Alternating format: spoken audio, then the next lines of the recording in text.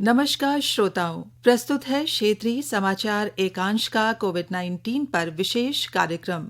आपके साथ मैं पंकज सनवाल खुलबे। अपने इस विशेष कार्यक्रम के माध्यम से श्रोताओं, हम आपको लगातार कोरोना वायरस संक्रमण से बचाव के लिए जागरूक करने का प्रयास करते रहते हैं। एक बार फिर हम आपसे यही अनुरोध करेंगे कि आप जब भी घर से बाहर जाएं, मास्क अवश्य लगाएं, भीड़-भाड़ वाली जगहों पर जाने से बचें, सुरक्षित दूरी के नियमों का पालन करें और अपने हाथ और मुंह को साफ करते रहें।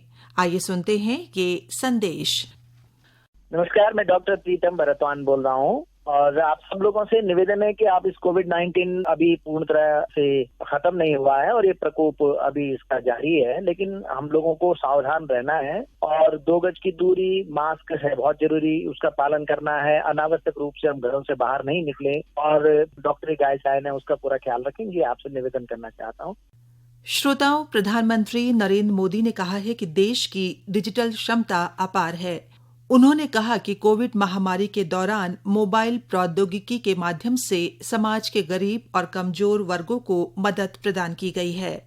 प्रधानमंत्री नरेंद्र मोदी ने कहा है कि भारत मोबाइल तकनीक की मदद से दुनिया का सबसे बड़ा कोविड टीकाकरण अभियान शुरू करेगा। और आइए अब जानते हैं देश और राज्य में कोविड-19 संक्रमण की स्थिति के बारे में। भारत ने कोविड के खिलाफ अपनी लड़ाई में एक महत्वपूर्ण उपलब्धि हासिल की है। देश में कोरोना से स्वस्थ होने की दर 94% से अधिक हो गई है। वर्तमान समय में कोरोना मरीजों की संख्या में लगातार गिरावट के साथ देश में उपचाराधीन मरीजों की संख्या 4% से भी नीचे आ गई है। सरकार ने कहा है कि वैज्ञानिक स्वीकृति मिल जाने के बाद देश में कोविड महामारी के टीके का बड़े पैमाने पर उत्पादन शुरू कर दिया जाएगा। स्वास्थ्य मंत्रालय के सचिव राजेश भूषण ने बताया कि टीके के उत्पादन की सभी तैयारियां पूरी कर ली गई हैं और टीके की खुराक को देश में हर एक व्यक्ति को जल्द से जल्द सुलभ कराने के लिए भी खाका तैयार कर लिया गया है। स्वास्थ्य सचिव ने कहा कि कुछ टीकों को अगले कुछ सप्ताह में लाइसेंस मिल जाने की संभावना है। केंद्र सरकार राज्यों और केंद्र शासित प्रदेशों के सहयोग से टीकों के उत्पादन से संबंधित तैयारियां कर रही है। श्री भूषण ने बताया कि कोविड-19 का टीका लगाने के लिए राष्ट्रीय विशेषज्ञ दल इस साल अगस्त में गठित कर लिया गया था। केंद्र सरकार ने 7 अगस्त को एक अन्य मैकेनिज्म भी गठित किया जिसको नेगवैक कहते हैं, National Expert Group on Vaccine Administration for कोविड-19। नेगवैक का जो मैंडेट है वो है कि पॉपुलेशन ग्रुप्स को प्रायोरिटाइज करना, प्रोक्योरमेंट और इन्वेंट्री मैनेजमेंट पर सरकार को परामर्श देना, वैक्सीन का चुनाव कैसे किया जाए, वैक्सीन डिलीवरी कैसे की जाए और जिन लोगों को वैक्सीन दी गई उनका ट्रैकिंग मैकेनिज्म क्या हो, इसके बारे में सरकार को जानकारी देना। स्वास्थ्य सचिव ने बताया कि जहां दुनिया भर में कोविड महामारी के मामले बढ़ रहे हैं, वहीं भारत में सितंबर के मध्य से नए मामलों में लगातार गिरावट आ रही है। श्री भूषण ने बताया कि देश में कोविड रोगियों में से 54% महाराष्ट्र, केरल, कर्नाटक, पश्चिम बंगाल और दिल्ली से हैं। वहीं श्रोताओं, राज्य में कल शाम जारी स्वास्थ्य बुलेटिन के अनुसार राज्य में कल 632 लोगों में कोरोना वायरस संक्रमण की पुष्टि हुई है, जिसके बाद राज्य में कुल संक्रमितों की संख्या 79,141 हो गई है, जिनमें से 71,541 लोग स्वस्थ हो चुके हैं। श्रोता, वहीं अल्मोड़ा सदर की उपजिलाधिकारी सीमा विश्वकर्मा ने कल कोरोना को लेकर लोगों और व्यापार संघ के पदाधिकारियों के साथ बैठक की। उन्होंने बताया कि बैठक में व्यापार संघ ने निर्णय लिया कि मास्क नहीं तो सामान नहीं। उसमें हम लोगों ने व्यापार मंडल के साथ एक मीटिंग करी थी और जिसमें कि सप्लाई डिपार्टमेंट के लोग भी थे कि जिसमें तय किया गया था कि मास्क नहीं तो सामान नहीं। तो इसी तर्ज पे अब जो पेट्रोल डीजल है वो भी नहीं दिया जाएगा और सामान तो नहीं दिया जाएगा। साथ ही अभी सप्लाई से जब बात हुई है सप्लाई डिपार्टमेंट से, तो अब मास्क नहीं तो गैस सिलेंडर नहीं के तर्ज में भी ये कार्य कर रहे हैं। साथ ही बताना चाहेंगे कि व्यापार मंडल ने काफ़ी ज़्यादा सहयोग दिया था। हम लोग पैम्पलेट छपवाएंगे और पैम्पलेट हर दुकान में लगाएंगे, तो उनके द्वारा ये कार्य प्रारंभ कर दिया गया है। और भीड़ में जैसे सोशल डिस्टेंसिंग को मेंटेन करने के लिए अब एक वृहद अपने अभियान भी चलाया जाएगा, क्योंकि ये देखने मिल रहा है कि कुछ लोग मास्क नहीं पहन रहे हैं। तो मास्क को पहनने के लिए और जो सोशल डिस्टेंसिंग को मेंटेन करने के लिए यहाँ पर अब चालान भी किए जाएंगे। उप जिलाधिकारी सीमा विश्वकर्मा ने सभी लोगों को संदेश दिया कि जब आवश्यक हो तभी घर से निकलें, मास्क का प्रयोग अवश्य करें और 2 गज की दूरी के नियमों का पालन अवश्य करें। बहुत जरूरी काम हो तभी घर से बाहर निकले। लेकिन अगर क्योंकि अब जो जिस प्रकार से सारी चीज़ें खुल चुकी हैं, तो हम लोग कोई जो नौकरी पेशा लोग हैं अपने रोजगार के लिए जो बाहर जा रहे हैं, और उनसे भी कहना है कि समय समय पर अपने आप को सैनिटाइज करते रहें, मास्क पहने और बहुत जब तक बहुत ज़्यादा ज़रूरी ना है तो भीड़ में ना जाएं और अपने इसमें 2 गज की दूरी ये मेंटेन करें। और आइए श्रोताओं, अब सुनते हैं कोरोना वायरस संक्रमण पर स्वास्थ्य विशेषज्ञ डॉक्टर अपर्णा अग्रवाल से आकाशवाणी संवाददाता आनंद श्रीवास्तव की बातचीत। डॉक्टर अपर्णा, वैक्सीन का इंतजार पूरी दुनिया कर रही है और वैक्सीन को लेकर रोज नए अपडेट्स आ रहे हैं। अब भारत में ये कहा जा रहा है कि सिर्फ उतनी ही आबादी को शायद वैक्सीन दी जाएगी जिससे कोरोना संक्रमण की जो कड़ी है वो टूट जाए। आपसे ये समझना चाहेंगे कि क्या कुछ ही लोगों को वैक्सीन देने से बाकी बचे लोगों को वायरस से बचाया जा सकता है? आप सब इससे पहले हर्ड इम्यूनिटी के बारे में सुन रहे होंगे जी, जिसकी चर्चा काफी टाइम से चल रही है जी।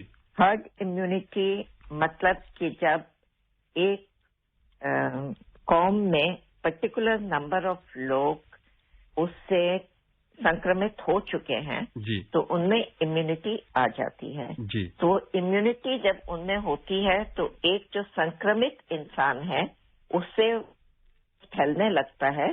तो नॉर्मली कोरोना वायरस में हम बोलते हैं कि वो 3 लोगों को इन्फेक्ट कर सकता है नॉर्मल जी। तो अगर उसको 3 लोग नहीं मिले तो फिर कम लोगों को इन्फेक्ट करेगा, और अगर तीनों के तीनों अगर इम्यून हो गए तो वो आगे चेन वहां ब्रेक हो जाएगी जी। उसको हम कह रहे हैं कि कड़ी को ब्रेक करना जी। तो पर्टिकुलर पॉपुलेशन नंबर अगर परसेंटेज अगर इससे संक्रमित हो गई या जिनमें इम्यूनिटी हो गई जी। या इन्फेक्शन से या फिर वैक्सीन से जी। तो फिर ये चेन हम ब्रेक कर सकते हैं जी। इसीलिए गवर्नमेंट ने ये कहा है कि हमको सबको वैक्सीन देने की आवश्यकता नहीं पड़ेगी मोस्ट लाइकली जी। वो आगे रिजल्ट्स पर पता चलेगा जी। लेकिन अगर हर्ड इम्यूनिटी वाली बात ठीक है तो अगर ये चेन ब्रेक हो गई और हमको लग रहा है कि नंबर्स कम होते जा रहे हैं और बंद हो गए हैं जी। तो फिर बाकी बची हुई पॉपुलेशन को वैक्सीन देने की जरूरत शायद ना पड़े। जी। इस बीच फाइजर कंपनी जो वैक्सीन बना रही है उसने भारत सरकार से इमरजेंसी अप्रूवल मांगा है वैक्सीन को लेकर। डॉक्टर अपर्णा, आपसे ये जानने की कोशिश करेंगे कि कोई भी कंपनी वैक्सीन की इमरजेंसी अप्रूवल कब मांगती है, इमरजेंसी अप्रूवल का मतलब क्या होता है और इसके क्या खतरे हो सकते हैं जिसको ध्यान में रखकर सरकार समय ले रही है? इमरजेंसी अप्रूवल, इमरजेंसी मतलब जब कोई भी पब्लिक हेल्थ इमरजेंसी डिक्लेयर हो गई है जी। जैसे कोविड-19 पैंडेमिक अब global health public health emergency declare हुई है तो ये हो गई इमरजेंसी सिचुएशन जी। ये ऐसी इमरजेंसी है जिसमें अभी तक हमारे पास में कोई नॉन एंटीवायरल दवाई नहीं है जो कि इस इन्फेक्शन को क्योर करे जी। तो ऐसे में वैक्सीन ही एक ऐसा साधन है जो कि हमको प्रोटेक्शन दे सकता है जी। बिसाइड्स जो जनरल मेजर्स बोल रहे हैं उसको तो हमको तब भी अपनाना होगा जैसे मास्क पहनना, हैंड हाइजीन और दूरी बनाए रखना 2 गज की दूरी जी। वो हमको तब भी करनी होगी। लेकिन जब तक हमारे पास कोई ऐसी दवाई नहीं आ जाती जो इस कोरोना वायरस को मार सके तब तक वैक्सीन ही हमारे लिए प्रिवेंशन के लिए जरूरी है जी। तो इसीलिए इसको इमरजेंसी कहते हैं जी।